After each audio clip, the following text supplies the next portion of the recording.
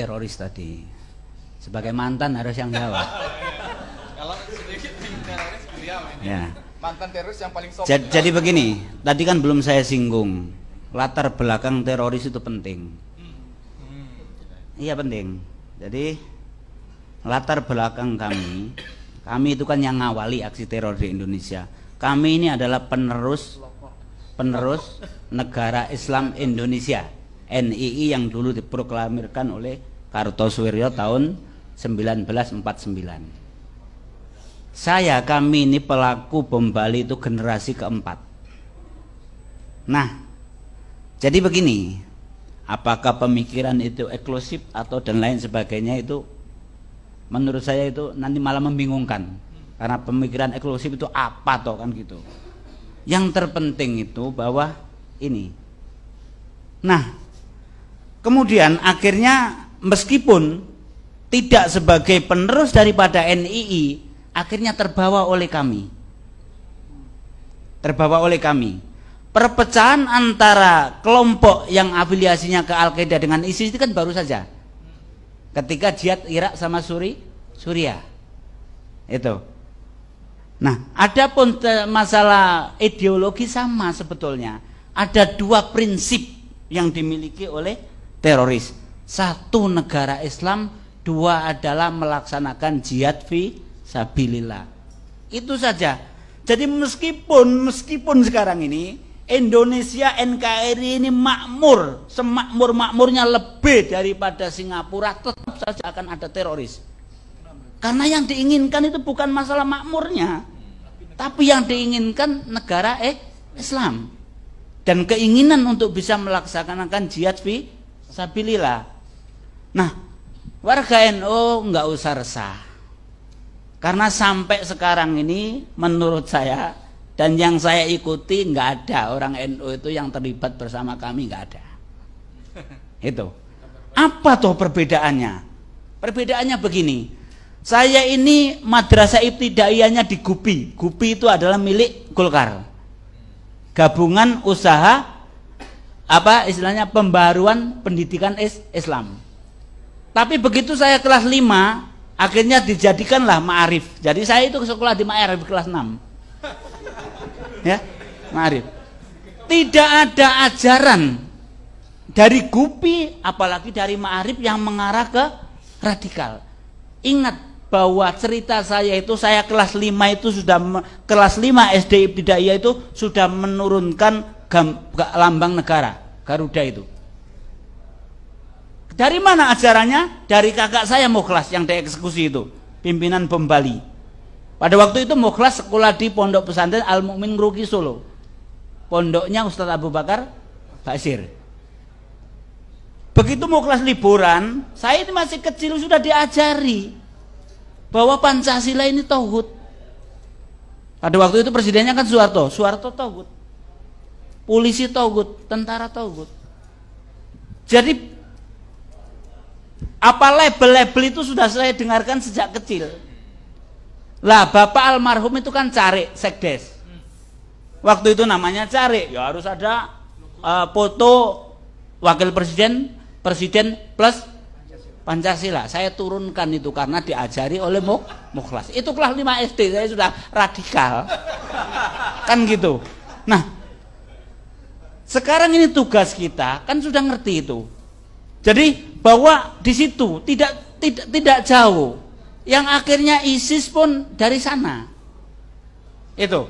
Jadi dari pendidikan yang sejak dini. Adapun nanti misalkan dalam perjalanan ada yang comot itu orang yang diantaranya sekarang Arnasan yang bom di mobil itu orang Malimping. Ini dia pernah jadi preman, pernah kasus curanmor, kemudian dia ingin tobat. Kalau tobat ini ketemu orang NU atau orang Muhammadiyah mesti dinasihati, kamu harus memperbaiki sholat kamu, kalau nanti punya duit umroh, kan begitu. Ini kalau normal, ketemu ustadznya nggak normal. Waduh, dosamu ini banyak. Nggak bisa dihilangkan kecuali kamu berada di medan jihad dan mati syahid, ya wis. Kan gitu. Nah, jadi sekali lagi bahwa pendidikan yang akhirnya mengarah ke terorisme, kita membahas terorisme. Karena nanti sering saya katakan bahwa radikal itu ada dua. Yang benar-benar radikal yaitu teroris, terus yang setengah radikal. Setengah radikal ini siapa toh? Setengah radikal ini katanya masih mau Pancasila, masih mau NKRI, tetapi menggerogoti Pancasila dan NKRI, mau juga duitnya pemerintah, mau juga duitnya negara. Kalau yang radikal teroris nggak mau duit itu, nggak mau. Jangan ke masalah itu. Ini ada pegawai negeri yang infak sedekah kita nggak kita terima, karena menurut kami bahwa gaji pegawai negeri adalah minimal syubhat, kalau nggak haram. Itu kami. Makanya ini nomor satu radikal adalah teroris. Ada setengah radikal.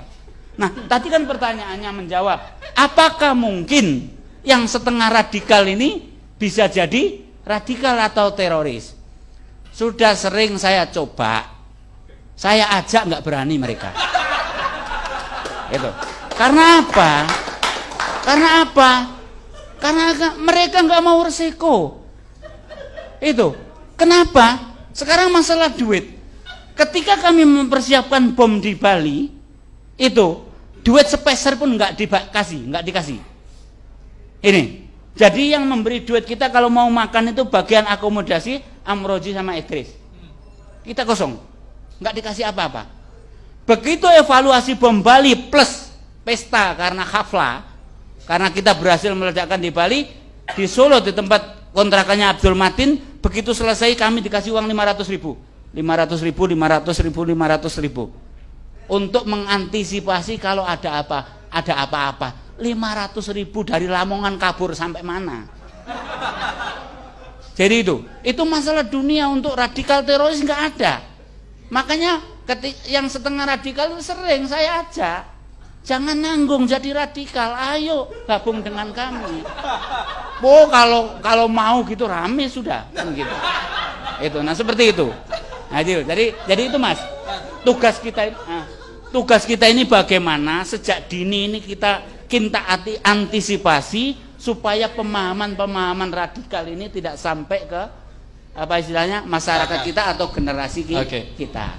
Terakhir buat jenengan ini, tadi sempat disinggung adanya hubungan antara terorisme dengan iklim politik.